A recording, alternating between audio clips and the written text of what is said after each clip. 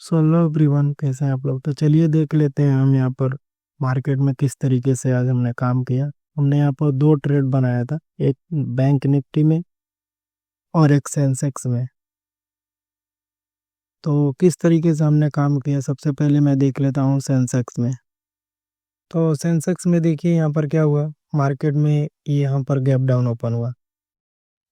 Gap down open होने के बाद एक बड़ी सी रेड कैंडल बना दी। डायरेक्ट मार्केट में यहाँ पर एसएल अवेलेबल है नहीं है। उसके बाद मार्केट क्या कर रहा है, डायरेक्टली अपसाइड चलना चालू कर दिया। और बैंक निफ्टी क्या कर रहा है, डायरेक्टली भाग रहा है।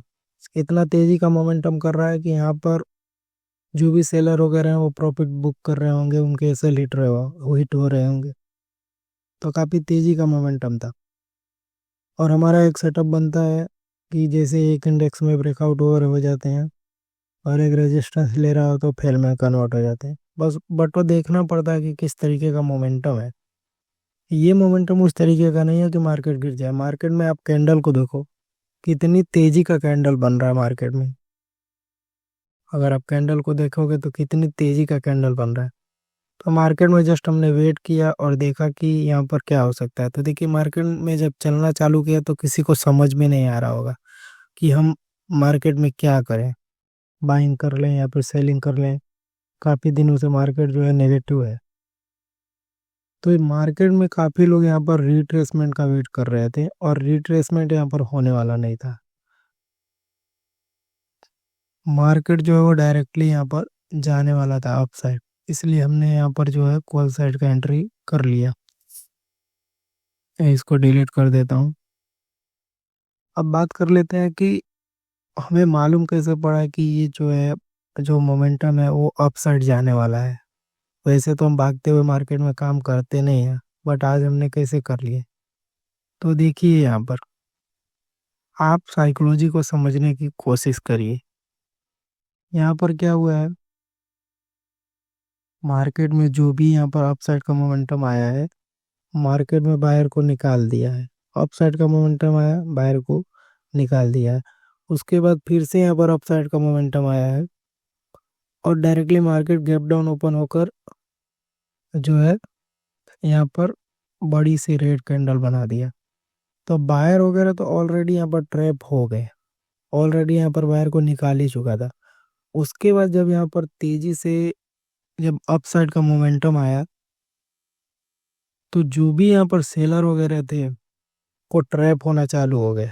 कैसे होना चालू हो गए कि एक तो उन्होंने जब देखा होगा कि यहाँ से मोमेंटम अपसाइड का आ रहा है तो डायरेक्टली जो सेल वगैरह किए होंगे वो उनका तो सेल हिट हुआ होगा, लेकिन जो पोजिशनली जो ट्रेड बना कर गए थे उनके भी यहाँ पर एसल हिट होना चालू हुआ है। और मार्केट में यहाँ से मार्केट गिर रहा था, मार्केट को डायरेक्टली यहाँ पर घुमा देना, यहाँ पर ऑपरेटर भी बैठा हो सकता है। और जब भी मार्केट इस तरीके का जो मोमेंटम करता है तो वो काफ़ी तेजी का मोमेंटम होता है और काफ़ी पॉइंट का जो है मोमेंटम होता है।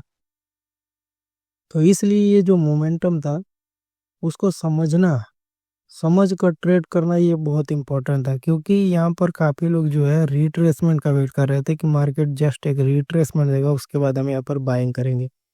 तो उनको ऐसा आपने देखा ही होगा कि कई बार क्या होता है, जब मार्केट को ऊपर जाने होता है तो डायरेक्टली जाता है, फिर वो रिट्रेसमेंट नहीं करता है।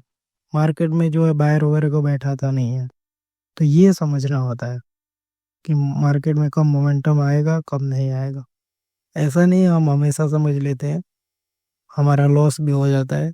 ऐसा कुछ नहीं है कि हमारा सिर्फ और सिर्फ प्रॉफिट होता है।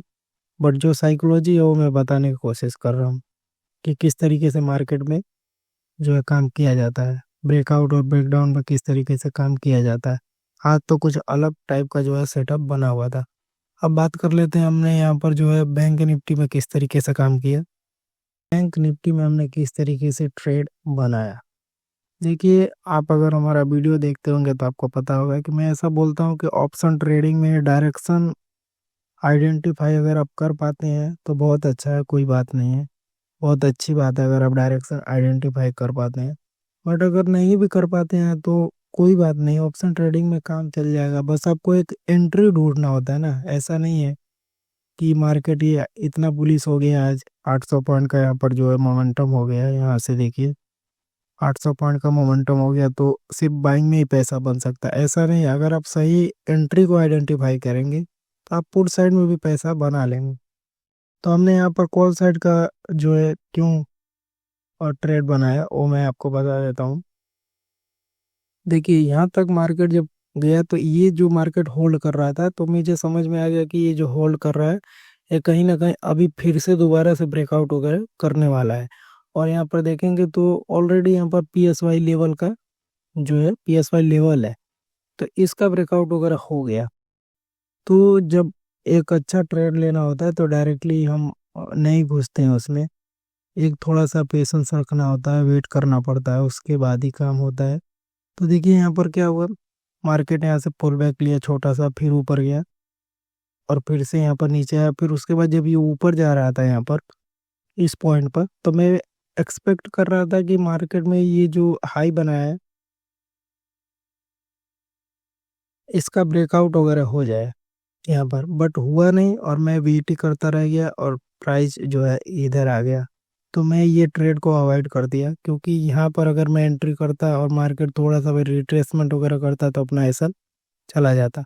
तो मैं ये पुट साइड में एंट्री नहीं बना पाया। उसके बाद देखिए जब मार्केट में ये मोमेंटम आया तो काफ़ी बायर आए होंगे, उनको निकाला। उसके बाद जब यहाँ कहीं पे मैं देखा कि होल्ड वगैरह कर रहा है, यहाँ से रेजिस्टेंस लेने की कोशिश कर रहा है, तो मैं समझ गया कि एक बार ये जो है PSY लेवल का ब्रेकआउट करेगा, उसके बाद भले मार्केट में नीचे आना हो तो आ सकता है, नहीं तो कंटिन्यू ऊपर जा सकता है। तो मैं टारगेट भी उसी हिसाब से बुक किया कि मतलब टारगेट भी वहीं तक का रखा जहाँ तक अपना इश्यू हो जाए, ज़्यादा ज़्यादा ऊपर का मैं टारगेट नहीं रखा। मैं समझ रहा था कि ये जो लेवल है इसका ब्रेकआउट वगैरह करेगा, यहाँ पर काफ़ी SL वगैरह पड़े होंगे, तो मैं अपना जो है 40 पॉइंट प्रीमियम के अकॉर्डिंग SL था, तो उसी के अकॉर्डिंग 60 से 70 पॉइंट लेने का मैं ट्राई किया। बहुत बड़ा कुछ है यहाँ पर टारगेट वगैरह नहीं रखा था, तो इस हिसाब से मैंने यहाँ पर काम कर लिया। अब देखिए यहाँ पर पुट साइड में भी काम किया जा सकता था और कॉल साइड में भी, बस बस आपको एंट्री अच्छे से फाइंड आउट करने आना चाहिए।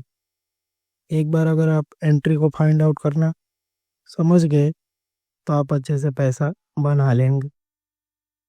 कोई बात नहीं, अगर आप मेरा वीडियो देखेंगे तो उसमें आपको समझ में आएगा कि मैं किस तरीके से काम कर रहा हूँ। तो इस सेशन में इतना ही रखते हैं, मिलते हैं अभी मार्केट में। अभी मार्केट क्लोज हो चुका है, नहीं अभी तो चालू है, अभी लाइव अभी चालू है अभी मार्केट। तो इतना ही रखते हैं इस सेशन में। जस्ट मैंने आपको बताने की कोशिश किया कि कैसे एक एंट्री को फाइंड आउट करते हैं। देखिए यहाँ पर पुट साइड में भी कितना अच्छे से जाया जा सकता था, जैसा कि मैं बताया। मैं यहाँ पर भी वेट कर रहा था, पर मुझे पता था कि ये डायरेक्टली इतना बड़ा मोमेंटम है, इस तरीके से होल्ड वगैरह कर रहा था, ये ब्रेकआउट में ही कन्वर्ट होगा। बट यहाँ पर अगर मैं कॉल साइड में पोजीशन लेता तो मुझे नहीं पता था कि टारगेट मेरा कहाँ तक आने वाला है, क्योंकि ऑलरेडी इतना मोमेंटम कर दी। बट अगर पुट साइड में यहाँ पर बैठता तो आराम से जो भी कॉल साइड के प्रीमियम भागे थे वो बहुत तेजी से कम होंगे, और पुट साइड के जो प्रीमियम कम हुए थे वो बहुत तेजी से फिर बढ़ने लगते। तो आराम से यहाँ पर ये जो मोमेंटम है कितना पॉइंट का है, इधर का ही अगर बैठता तो आराम से 100 से 150 पॉइंट आराम से ये लेवल तक ये जो स्विंग बनाया था, यहाँ यहाँ तक का टारगेट रखता मैं इस तरीके से। यहाँ कहीं अगर मैं शॉर्ट का पोजीशन बना था तो यहाँ तक मैं अपना टारगेट रखता और वही अपना SL का भी रखता। यहाँ पर जो है 80 पॉइंट का SL रख लेता है, इस तरीके से मैं काम कर सकता था। तो चलिए मिलते हैं किसी नेक्स्ट वीडियो में, तब तक के लिए धन्यवाद।